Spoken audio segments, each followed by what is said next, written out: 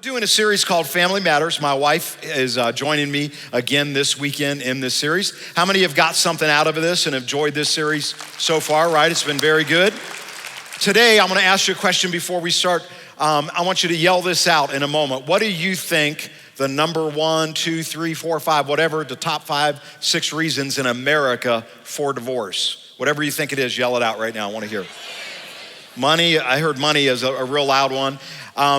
Well, one of the top reasons is what we're gonna talk about today, and it's not money. Money is one of them.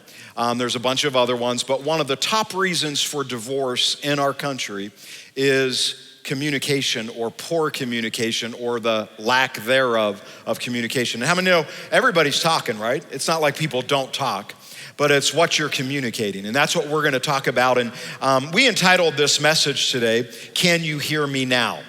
And I know you all know the commercial, been on for years from Verizon, you know. And what we're gonna talk about is why is sometimes communication, why does it sound like static? Why does it sound, like interference, drop call, whatever, however you wanna phrase it. But the struggle that most people have here today is communicating with one another, especially husbands and wives. It's amazing how well they can communicate while they're dating. But then when they get married, how bad all of a sudden communication becomes. So we're gonna talk about that today, and it's not just for married folks. Anybody can learn from what we're gonna talk about today. So we've been answering questions. We asked people in our church, hey, send in questions. We got so many, don't know that we'll be able to answer them all. But we're gonna answer 3 questions today, and we incorporated it right into our teaching. So if you're taking notes, you might wanna write them down. Some of you might have turned these questions in. Question number 1 is this: how can I communicate better? Isn't that a great question? I mean, everybody should wanna know, how can I communicate better? John Maxwell has a book out, and it's a great book. If you haven't gotten it, it's a great book to buy. This book is called Everybody Communicates, Few Connect. And communication is about connection. It's about sending and receiving. It's not about you just talking. Today, we get to just talk up here, you get to listen. But could you imagine if you listened to your wife the same way? That if she was talking to you, you listened instead of always thinking of some other things you'd like to say. So here's some things we wanna talk about. I'll start off and then my wife will join in. The first most important thing when you're learning how to communicate better is pick the right time and location. Listen, if my wife comes to me and I'm watching something on TV and it's one of my favorite programs, it is not the time to come to me and say, let's talk now. Anyone agree with me? Right, guys, I can put it in your language. If I'm watching the Super Bowl, that is not the time to come to me and say, I'd like to talk to you now. It's not gonna happen. I mean, she knows it and we got all that down. But here's the important thing. You need to be free from distractions and you need to have conversation that is face to face. I want you to write this quote down, watch on the screen. Texting is a brilliant way to miscommunicate how you feel and misinterpret what other people mean. Are y'all with me? How many know texting is the way everybody does everything today? There's other methods too, but it is not the way to, hey, how many young people here in this room right now, because this is the way it's done now, your boyfriend or your girlfriend broke up with you through a text. The day they get the revelation that they made a mistake and they wanna get back with you, you should text back to them and say, no, I'm out. Come on, right? I mean, that's not the way that you communicate. Communication has to be done face to face. So good, because there's so much you read in someone's face. You hear the inflection of their voice. Misunderstandings happen through text because we miss all the other important aspects of communication when there's just texting. Okay, so this is point number 2. Point number 2 is this: learn to listen. Learn to listen. James 1:19 says this, very familiar verse of scripture. Understand this, my dear brothers and sisters, you must all be quick to listen, slow to speak, and slow to get angry. This is in connection with communication. That's what he's talking about. When we're working with each other, when we're talking with each other, when we're communicating with each other, very important lesson for us to learn is that we have to be quick to listen. How many of you know we tend to be the opposite? We're like really slow to listen, very quick with a response, and really quick with anger. Those are the things that come naturally. And being slow to listen and quick to speak actually can produce anger, can cause frustration. Can I share a personal story with you and tell on myself a little bit? I like to tell on myself. I tell on myself a lot. So like over 30 years ago, long time ago, before we started the church, we were still living in Warren. We were newly married, learning how to communicate. And I remember one time we were going to a New Year's Eve party with a lot of people from the church, some of our closest friends. And I don't remember what we were arguing about, but something happened, and we were arguing. And I do remember this, that he's driving, and I'm trying to get something across to him. And instead of him trying to understand what I was saying, he's coming with quick comebacks, you know? And I'm getting so frustrated. It's freezing cold outside. We're late to get to where we're going because we've been arguing. So we park in front of the house. We can't go in like this. You know, we're both like ready to, you know, at least I was ready to, he's ready to just go, you know. And I was so frustrated, I couldn't stand it anymore. And this was part of my personality at the time. This is how I communicated. So I remember sitting in my, do you remember this, what I'm about to say? I do. I'm sitting in the front seat of the car, and I'm like. I can't believe she's gonna say it, but anyway, go ahead. And you have to understand, it's really, really, really cold outside. And I'm like, I just can't take this anymore. Oh. And I smacked my hand against the window, and the window shattered. Cheap car. Really cold weather. It's not that no, on second thought, I could hurt his knee if I wanted to. I'm a tough. No, the circumstances were just right. When I hit it, it just shattered the window. And all of a sudden, there's like complete silence, stillness. The arguing stopped. The contention stopped. The fear level in me rose to about here. And all of that frustration and anger and everything that mattered so much 2 seconds ago didn't amount to a hill of beans in light of the current circumstance. And the revelation and the reality of, really, was this worth it? And in 2 seconds' time, we went from so much tension to, I sat there looking forward. The glass is shattered. I can feel his eyes looking this way, and I'm staring straight ahead. You know, it feels like eternity. And after a couple seconds, I let my eyes go over, and then I let my head go over, and we looked at each other. Thankfully, both of us just bust out laughing. What are you gonna do at that point? What are you gonna do? So we had to make up a story. Another confession, I lied. I went in and told the couple who owned the home, can we get like a garbage bag that we can cover my window? I grabbed we used to have crank windows. You remember the crank windows? You couldn't push the button.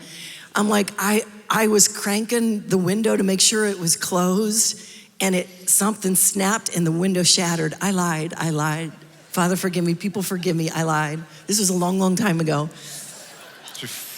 And they had to come out and help us fix it and get it all. But the point is that how many of you have ever been there? You might not have punched your window. You might not have punched anything. I hope you didn't. But how many of you experienced that level of frustration that you're just not listening? You're not listening. And this is such an important part. We have to get really good at not listening to come back with an answer, but to genuinely listen to what the other person is saying. I like this. This is a quote from someone unknown. It says, the biggest communication problem is that we do not listen to understand. We listen to reply. That's right? Good. We all do it. I do it, you do it, he does it, we all do it. And we have to get better at that. Proverbs 18:13 says this, he who answers before listening, that is folly and his shame. That's good. And another, in modern day language, you're okay, I won't say stupid because some of your parents are gonna be like, we don't let our kids, okay, you're an idiot. If you answer before you've really heard the matter, and this brings us to number 3.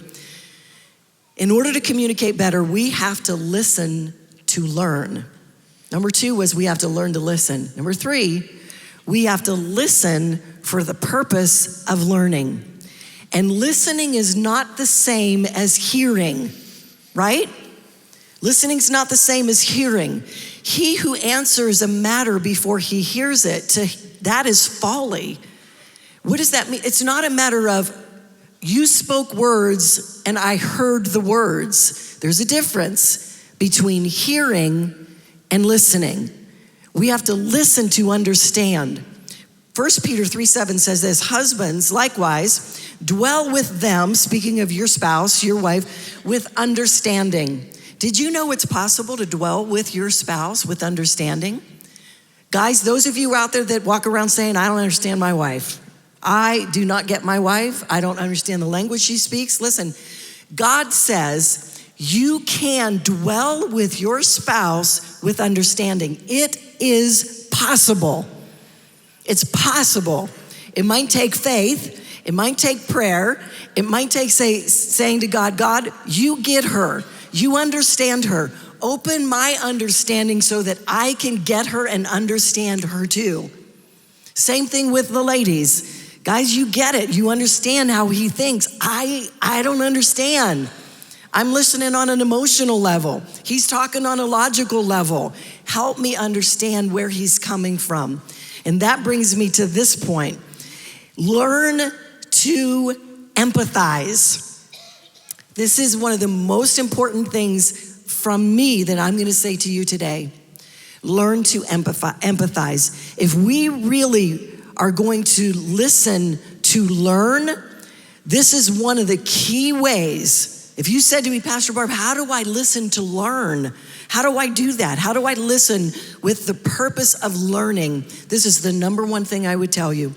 Learn to empathize. Empathy is just trying to understand and see things from the other's point of view, right? Philippians 2:4 says, look out for one another's interests, not just your own. The Bible tells us, God says, look out for the other person's interests and not your own. What does that mean? It means we have to take the time to reverse the roles and really understand what the other person is not only saying, but where they're coming from. You get that? Okay, let me make this really clear, because this is one of the greatest examples in this. This happens a lot in couples who one of the spouse or the husband has an affair. So let's say in this situation, the husband cheats on the wife. One of the most important times through the process of healing and restoration and rebuilding trust, one of the most important skills that we can gain is that of empathy. Because you're so hurt. If you're the woman in this, you are so hurt. You're angry, you're devastated, trust has been broken, you're questioning everything. You wanna know answers to questions that you really don't wanna know the answers, but you wanna know, you know what I mean? I wanna know this, I wanna know how many times, I wanna know where, I wanna know exactly what happened, I wanna know how far it went, how long has this gone on, did you love them? We wanna know all those answers, but we really don't wanna know all those answers. And so it's a really difficult time. The individual who cheated, the bad person who cheated, who did wrong, who you wanna hit, they're on the other side saying, I feel like the biggest loser in the world. I don't deserve to be forgiven. I am literally afraid that today is gonna be the day she walks out and never comes back. How am I ever gonna make this up? How are they ever gonna trust me again? And through this process of forgiving and regaining trust and working through all these issues, what begins to happen is this individual starts to feel like, at what point are you gonna start to trust me again? How many times do I have to tell you I'm sorry? So they go from a stage of fear and a stage of beating themselves up to, okay, can we move on now? Have I done enough penance? Are we okay? If we are not putting ourselves in each other's shoes, if we're not taking the time to think about what are they experiencing right now, all of our communication is gonna be pointing. Anger, frustration, defensive response back at you, all of these things. I can't trust you. What do you mean, when am I gonna trust you again? Do you know what you did to me? Do you know how broken I am? Yeah, I get that, but at what point? This is the communication that goes on. And guys, it leads to divorce. It leads to brokenness. It does not lead to restoration. But if I can stop and I can say, okay, I have got to put myself in his shoes. What if I had cheated? Because there but for the grace of God go I. Guys, listen, when it comes to marriage, we all have opportunities to cheat on our spouse. And a lot of times we might come really close to the edge of that thing. Because cheating starts when we start with little things that we think we've got control of. Oh, this is just a little bit of flirting. Oh, this is just a little, I know I shouldn't let her or him say those things to me, but it just kind of feels good, but I got control of it. This is not gonna end up in an affair. I'm not going anything with this, and the next thing you know, you're in an affair. So there but for the grace of God go I. And if you can't think that way, then you're never gonna be able to empathize with the other person. So if you can think about, what if it had been me? How would I feel? Close your eyes and daydream. Imagine you cheating on your spouse. Don't get real detailed and don't go with a specific person, but just think about, if I had cheated on my spouse and I had to come home and tell them, I have betrayed the covenant we have. I have betrayed our trust. I've cheated on you. Can you just empathize and think about the fear and the guilt and the condemnation? And here's the question you ask yourself: what would I dream their response to be? What would I want? What would be the best response? I would expect them to be angry. I would expect them to be hurt. But boy, if they were able to forgive quicker, sooner than later, if they were able to say, we're gonna get through this together. Am I angry? Yes. Is trust broken? Yes. Do I wanna walk out the door? Yes. But I'm committing to you that we're gonna work through this. And it's gonna be a hard road ahead, but we're gonna work through this. And right now I need some space. Reasonable, understandable, but that's the reaction I'd want.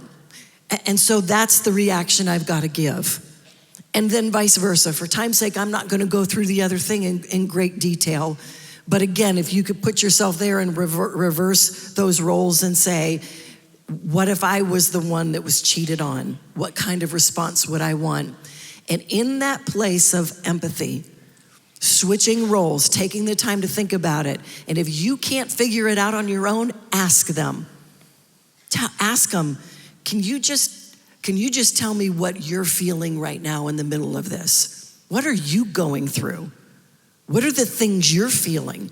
Because if you can't figure that out on your own, they'll be able to tell you. And after they tell you, then ask yourself the one question: if I were feeling that way, what would I want the response to be from my spouse? And then number 4. I'm gonna just move on to the next question because we're losing some time here. The next question is, how do you resolve a conflict in your relationship, in the communication side of it? How do you resolve it? First thing, if you're taking notes, write this down. It's a given, but resolve it as soon as possible. Ephesians 4:26 says, do not let the sun go down while you are still angry. I'll just throw this out real quick. You would not believe, because we do a lot of counseling, if you wonder, like, how do they know all this stuff? Over the years, the church, is gonna be 28 years this year coming, 35 years of marriage. So we've done a lot of counseling with couples. Guys, you would not believe how many people have come in and brought a notebook in of their whole marriage from day one till 10 or 15 years later of every single thing the person did wrong. And so the resolution part has to be the priority. You have to, the second point is make resolution the priority rather than winning or being right. Some people believe, man, my main deal is I'm gonna be right in this argument. Listen, I grew up very competitive, grew up, playing football, all of that kind of stuff, sports oriented. I'm very competitive. In fact, this whole knee deal, I'm on crutches right now. I'm using it as, this is a really good tricep workout. Right? I mean, it's a great tricep workout. And so, I'm going through by mirrors and looking and thinking, not bad. It's looking pretty good. I'm getting a good workout. I'm competitive. So when we would get into going back and forth, it was like, I'm gonna win this. I know more than you, and I'm gonna come back with a comeback that will put you down to Chinatown. I was like, this is not gonna happen, right? So, and he's learned, he doesn't know more than me. I know more than him. Yeah, of course I know more than him. No doubt about it. Anyway, and that's all you gotta do, guys. It's like, no doubt about it. All right, just move on. Anyway, make resolution your priority, guys. Listen, you gotta resolve stuff. You can't live in the same house. Unresolved stuff leads to some pretty bad things. And number 3, focus on the present. Quit going back to the past. Quit going back to your notes. Quit going back to, he did this. If you don't go from the present forward, you're never gonna move forward in your relationship. You're always gonna be living back here, so you gotta do that. And then 4 is real simple. We talked about it 2 weeks ago, so I'm not gonna go into it, but I want you to jot it down. Own your part in the conflict. In other words, you did something. Nobody in this room is without, hey, I'm perfect and this is the problem. There's no one like that. So own your part of what's gone on, pretty simple. And then number 5, be willing to forgive. We looked at that 2 weeks ago, so I'm not gonna go into it. But guys, listen, we confess to be Christians, Christ followers. This is a whole gospel of forgiveness. So if we're not gonna ever forgive our mate, no matter how many times they've done something wrong, then you're gonna live your life pretty miserable. You've got to learn by faith how to forgive someone, not by feelings. You won't have feelings sometimes, but by faith, I'm gonna forgive. And then number 6, just real simple, pick your battles. Pick your battles and know when to let something go. And I'll just tell you this real quickly. Some people pick the wrong battles. And I'll take this out of husband and wife relationship real quick. Let me take it into your children. How many know with your kids, you should pick your battles? Because there's gonna be a bunch of them. So if you haven't learned this yet, picking a battle every single day, 5 times a day on stupid little things versus there's some major things I wanna talk to them about. Yeah, they're combing their hair different than they did. They're spiking their hair. Oh my gosh, they're doing this, or that's worthless. What's important is, are you sitting down and communicating with your children, loving them, investing into their lives? So when the day comes that you have to really speak into them, you have an open door instead of, oh, here we go again. You fight with me 5 times a day. Pick the battles properly. So important, same within a marriage. And then next question, because we wanna move on. We have 2 important announcements we're gonna do at the end of this today, so I'm trying to get it to move on quickly. Here's the third question. What do I do if it seems hopeless? In other words, what if you're here today, and we know we have people here today. Last night, tons of people here today. There's a bunch of people that have hopeless situations in their mind. So what do you do if you feel like I'm living in a hopeless situation? Number 1, a given, right? This is like, everybody should know this. Call on God for help. Everybody should know it. Surely you're sitting out there thinking, yeah, no kidding, Pastor Mike. But let me just tell you how many people don't do that. It's like their marriage is like almost done, and it's like, did you ask God for help? No, I can't stand this guy, or I can't stand this woman. No, you have to ask God for help. You have to call on him and say, God, I need help in this relationship. Yeah, and so if you're at that place where it seems hopeless, you're doing everything you know to do, and nothing is working, I'm doing these principles and nothing is helping, here's number 2, convene a peace conference. Convene a peace conference. I like this. How do I do that, Pastor Barb? What are you talking about? Here's an important point. Find common ground. There is always something you can agree on. So if you're trying to work through all of these things, chances are you're focusing a lot on what you don't agree on. Find some common ground. Even if the common ground is just, hey, we both like chocolate ice cream. Let's go get some chocolate ice cream. Common ground. We both love this show. Let's sit down together and watch this show. I don't care how silly or insignificant it might seem. When you're about to throw in the towel, finding areas of common ground could literally save your marriage. James 3:17 says, wisdom is peace-loving and courteous. It allows discussion and is willing to yield to others. Brings me to this point, agree to disagree. There are times when you just have to agree to disagree. It's like, look, you made a good argument. I made a good argument. At the end of the day, we still are standing on the same thing. You know, it's like you're not able to convince me different. I'm not able to convince you different. Let's just agree to disagree. We don't have to come together on this one. It's not a life-changing thing. Let's just say, okay, let's not talk about that anymore.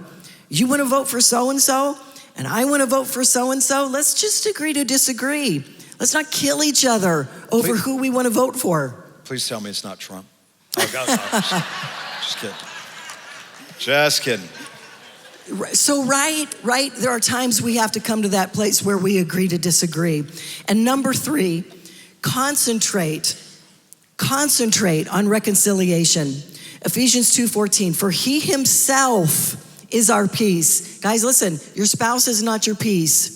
Your boss is not your peace. Your children are not your peace. Your relationship with your parents is not your peace.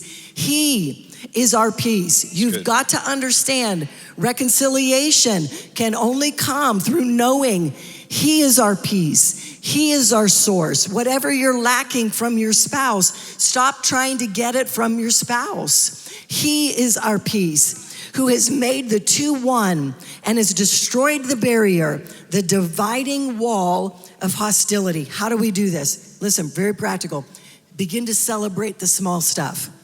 Celebrate the little things. Stop focusing on everything that's out of whack and all the big major issues, and make a point to celebrate the small stuff. Celebrate when he says something that made you feel good. Tell him, honey, that just made me feel like $1 million. Thank you for telling me that. Celebrate it. Don't feel like you're gonna give them power. They're gonna think they got one up on me. Quit it. Celebrate the small stuff. Brainstorm solutions, not problems. Okay? Conflict resolution means you're focusing on a problem. Start to brainstorm solutions. Sit down and think about, how can this be fixed? How can I make this better? If we're not doing this together, how can I make this better? What is a solution I can have to make this better? Number 3, check your ego at the door. Hello.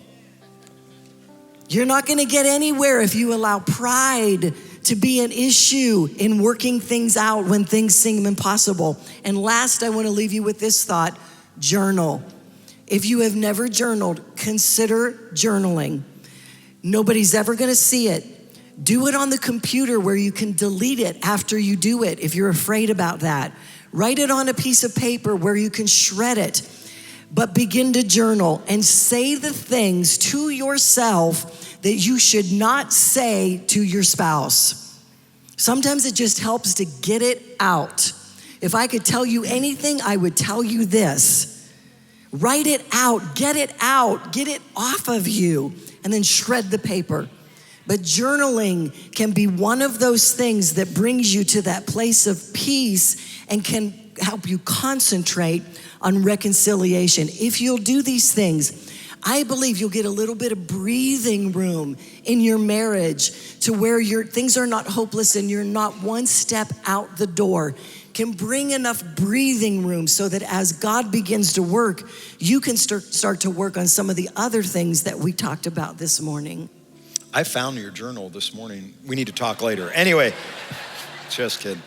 Hey, so closing this up, we do this, what we've done today, sharing some of the stories so that we feel we can help you. We don't know everything, and everything that we said today is not the end all. There's so much more about communication. So we're not sitting up here like, hey, you guys, you need to know what we know. We know what we know through what we've read and what we've learned and what we've practiced. And we encourage you, you've got to be doing the same thing in your marriage. It's not going to work if you just don't do anything. If you walk out of church today and say, that's really good. They said some funny stories, but you never go back to it, take some notes, write some things down. Don't actually do this in your life. It's not going to accomplish anything. So I have an assignment this week, and here it is if you want to write it down. We like doing this every weekend, especially in this kind of a series. Ask someone you have a safe relationship with, your spouse, friend, coworker, in what area you can be a better communicator, and then of course apply these principles. How can you apply them in that situation? So I encourage you to do that. Guys, listen, you need to have someone who's going to be honest with you. If you're like, no, I don't have anyone that would ever really be honest with me, then you need to find someone that will really just be honest with you. And there's usually someone like that. One of your friends will be honest with you and tell you honest things.